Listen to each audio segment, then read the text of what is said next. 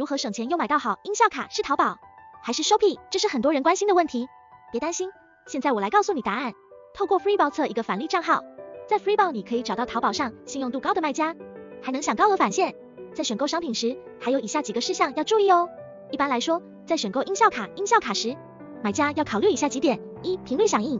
有很多音效卡是把20赫兹 20kHz 的频率视为单一频率讯号，因此建议买家在购买时可以评估音效卡的频率响应。二、再生性能。